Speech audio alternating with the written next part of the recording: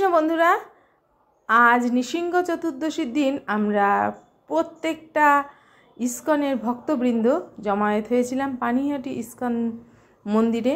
সেখানে নৃসিংহদেবের অভিষেক, পূজা, আরতি, বিভিন্ন অনুষ্ঠান অনুষ্ঠিত হচ্ছিল।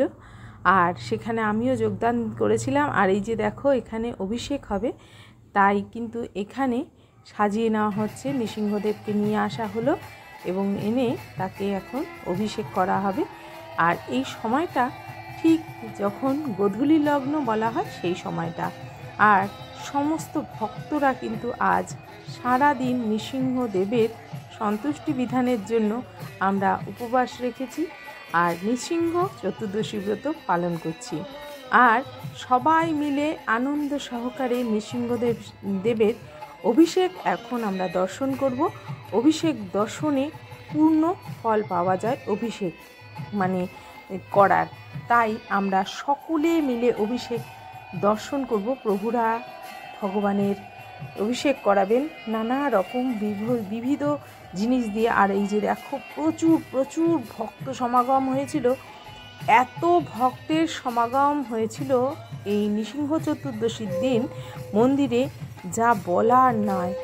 প্রচুর পরিমাণে ভক্ত কিন্তু সেদিনকে এসে পড়েছিল ভগবানের অভিষেক দর্শন করার জন্য। আর নৃসিংহদেবকে আমরা কিন্তু প্রত্যেকেই ভালোবাসি, কারণ তিনি আমাদের ভক্তিপথের যত বাধা বিঘ্ন আমাদের দূর করবেন। সেই আশায় ভগবানকে আমরা ডাকব নিরন্তরভাবে। নৃসিংহদেব অবশ্যই আমাদের প্রার্থনা শুনে আমাদের ডাকে সাড়া দেবেন। এই দেখো, মহারাজ চলে এসেছেন। মহারাজ এখন কিন্তু অভিষেক করাবেন। সমস্ত ভক্তবৃন্দ রয়েছেন অপেক্ষায় যে নৃসিংহদেবের কখন অভিষেক করা হবে সেই দর্শন করব আমরা। প্রচুর ভক্ত সমাগম, সেখানে ছোট আবাল বৃদ্ধ বনিতা সকলেই এসে উপস্থিত হয়েছিলেন। আর এই যে দেখো, সকলে মিলে কিন্তু ভগবানের আরতিতে, ভগবানের অভিষেকে সাহায্য করছিলেন প্রভুদেরকে। আর সমস্ত মাতাজি এবং প্রভুজিরা কিন্তু এই যে প্রভুজিরা ময়ূরপুচ্ছ পালকের পাখা দিয়ে এবং মাতাজিরা চামড় দিয়ে কিন্তু নৃসিংহদেবের আরতি করছিলেন এবং নৃসিংহদেবের সেবা করছিলেন। আর এই যে দেখো, তার মধ্যখানে কিন্তু অভিষেক চলছে। সব কিছু মিলিয়ে মিশিয়ে আজকের দিনটা খুব সুন্দর, খুব গুরুত্বপূর্ণ ছিল। আর সমস্ত মহারাজ প্রভুরা এখানে উপস্থিত থেকে ভগবানের সেবায় তাদের এই সুন্দর একটি দিন অতিবাহিত করছিলেন এবং আমরাও করছিলাম। সেটা খুব সুন্দর। পানিহাটি ধামে কে কে গেছো তোমরা অবশ্যই কমেন্টের মাধ্যমে জানাবে। আর গতকাল অর্থাৎ নৃসিংহ চতুর্দশীর দিন কারা কারা গেছিলে সেটাও কিন্তু অবশ্যই কমেন্টে জানাবে।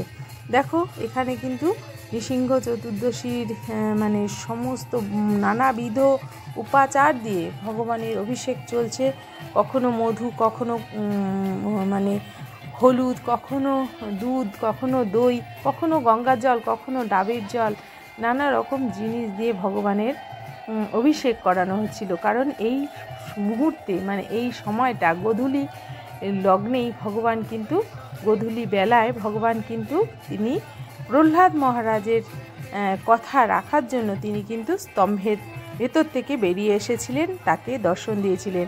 আর এই যে দেখো, এখন মহারাজ আরতি করছেন এবং নানা রকমভাবে অভিষেকের নানা পর্ব চলছে কিন্তু। আর আমরা কিন্তু বহু ভক্ত, বন্ধুরা বিশ্বাস করবে না, এত ভক্ত সমাগম হয়েছিল কালকে মন্দিরে যে ভাবতে পারবে না। অনেক মানুষ কিন্তু সেখানে গিয়ে, অনেক ভক্ত সেখানে বসার জায়গা পাওয়া যাচ্ছে না, এত ভিড় হয়েছিল। আর হ্যাঁ, কালকে যেহেতু নৃসিংহ চতুর্দশীর দিন, যেহেতু অনুকল্প প্রসাদ অর্থাৎ সাবু অন্নগ্রহণ বারণ ছিল, তাই জন্য এইসবের ব্যবস্থাও কিন্তু ইস্কন মন্দিরে করা হয়েছিল ভক্তদের জন্য। এই সমস্ত অভিষেক কীর্তন করার তারপর কিন্তু আমাদের জন্য ইস্কন মন্দির থেকে করা হয়েছিল খুব খুব সুন্দর প্রসাদের ব্যবস্থা। আর এই যে দেখো প্রত্যেকটি প্রভু মহারাজ তারা কিন্তু ভগবানের অভিষেক করছেন, খুব সুন্দরভাবে মানে অভিষেক করা হচ্ছে, তোমরা দেখতে পাচ্ছ আর তোমাদের সামনে তুলে ধরলাম। কারা কারা নৃসিংহ চতুর্দশী করেছে অবশ্যই কমেন্টে জানিও, আর তোমাদের ভিডিওটা কেমন লাগছে সেটাও কিন্তু জানাতে ভুলো না।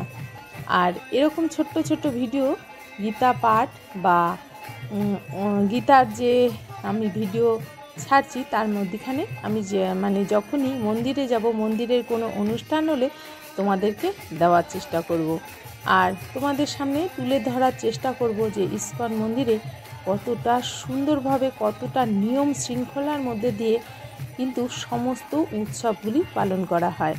ভগবানের নাম কীর্তন খুব সুন্দরভাবে চলছে, একদিকে ভগবানের নাম কীর্তন চলছে, একদিকে ভগবানের সেবা চলছে, একদিকে ভগবানের আরতি চলছে, আর একদিকে ভগবানের অভিষেক চলছে, আর একদিকে ভক্তরা মানে দু চোখ ভরে ভগবানের অভিষেক দর্শন করছে। যত বেলা গড়াচ্ছে, যত সন্ধে হতে শুরু হয়েছে, ভক্তের সমাগম প্রচুর পরিমাণে সেখানে বেড়ে যাচ্ছে। এতটা ভক্তের সমাগম হয়েছিল কালকে, বেশ ভালোই লাগছিল। হ্যাঁ, নৃসিংহদেব কিন্তু হিরণ্যকশিপুকে বধ করে প্রহ্লাদ মহারাজকে বলেছিলেন যে তোমার কি বর চাই, তুমি বর প্রার্থনা করো।